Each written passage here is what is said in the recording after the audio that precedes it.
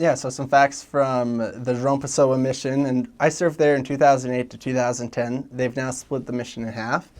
But a little fun fact to begin with is it is the most east point of the Americas.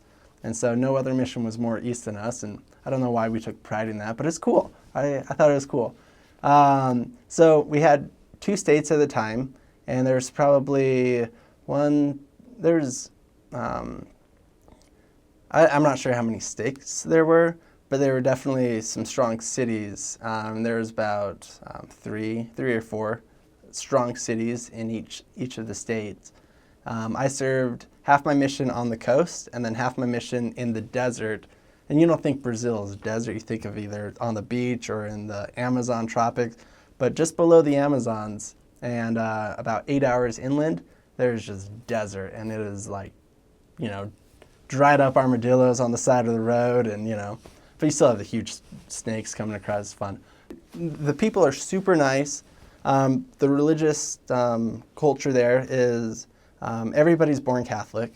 Everybody you talk to and ask, they will tell you they're born Catholic, and half of them, or most of them, will say they will die Catholic as well. Another thing, though, is, let's see, I don't even know, how do you say this in English? Man, I've been home for like 6 years now, and I'm still struggling when I think back to be able to speak in English. But everybody's Christian there. And so if they're not Catholic, they're evangelicalists. Is that the right word? Evangelicals? Yeah, evangelicals, thanks. But either way, they all respect Christ. They all they usually respect that you're preaching the word of Christ, and they are always very, very receptive. So it's very nice, and it's a very warm culture to be in. Something fun is a lot of people think like Sunday is the day of rest here. At least, every Sunday is the day of rest. That's worldwide. Everybody knows that. But not for a missionary. Missionaries is you just worked really hard for an entire week to try to invite people to come to church. But sometimes people need an extra helping hand or a reminder to come to church, or they need a friend. That's huge. And so they'll wait around and they'll wait for you to come pick them up. But when you have, and like I said, in Brazil, everybody's so warm and receptive. When you have like 20 people who said, yeah, I'll come to church, you have to go, you always like go on splits on Sunday with 2 board members, or at least we did. And we would have to go go pick up 20 people and re-invite them to church. 90% of the people would either not answer the door, not be home, or completely forget, or just straight up say, look, I'm not going to lie, I'm not going to come to church. But you usually get a couple people out of those 20 that actually will come, but you still have to go to all 20 of those homes to make sure. And so that was a challenge. People are very warm, receptive. They don't want to turn you down. But when it really comes down to it, it's just human nature to do what you're planning on doing. And so that was one of the struggles. We got all excited every week, especially when I first got there. I was like, we have 20 people to bring to church. And then at church, we count 2 or 3, which is great, to have those 2 or 3 there. So, but anyways, that's one challenge that we had. So we didn't have a temple in our area. There's a temple just a few hours south, but it was in a different mission. It was in the Recife mission. But, and so I'm not sure if they'll be getting a temple anytime soon, because the mission right above us also just got a temple. So they have 2 temples really close by. It's not in our mission, which is, cool, but let's see. And then the church attendance was, I don't know, pretty standard. If it was a well-established ward, people would stay there if it was a well-established ward, people would come. We would probably have, a good 100, 150, 200 people if it was a really established ward. We had more attendance in Brazil in some well-established wards than I've been here in Utah.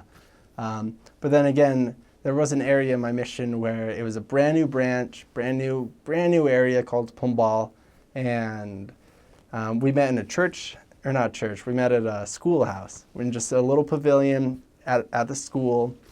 It was, I think, a junior high or something. It was some school that we just had a pavilion. Some days we would get 5 people that show up, and other days we would get 80 people to show up, And we just never knew how many people were actually going to come.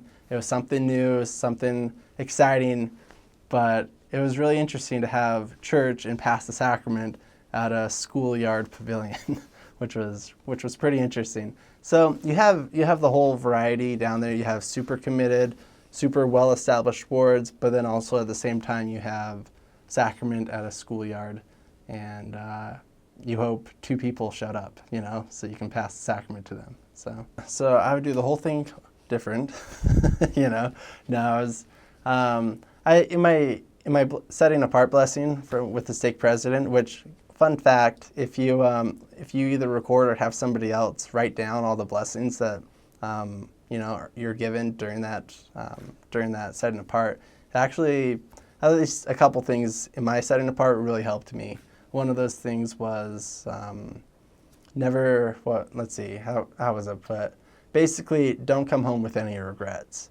And that scared me to death. I was like, okay, that means every single day I don't want to ever come home with any regrets at all. And so that kept me on my toes, and I always, nobody's going to be perfect or give 120% every single day, obviously. But I just always had that in the back of my mind, hey, I can't come home with any regrets. But that being said, there's still, books full of things I could have done better in. And so a couple things I would have focused on doing better is, one, preparing them better for baptism. Like I said, they're very warm, receptive, though a lot of people will accept the baptismal invitation and be baptized.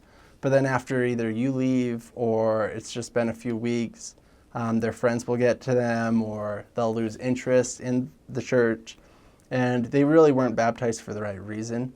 Baptism, everybody needs to be baptized, but I definitely, and everybody, and it's hard to know exactly when is somebody going to be fully ready. You could prep somebody for 5 years and then they might fall away, or you could prep someone for 2 days and then they're going to be, future missionaries and very strong. So everybody's different, and it's really hard.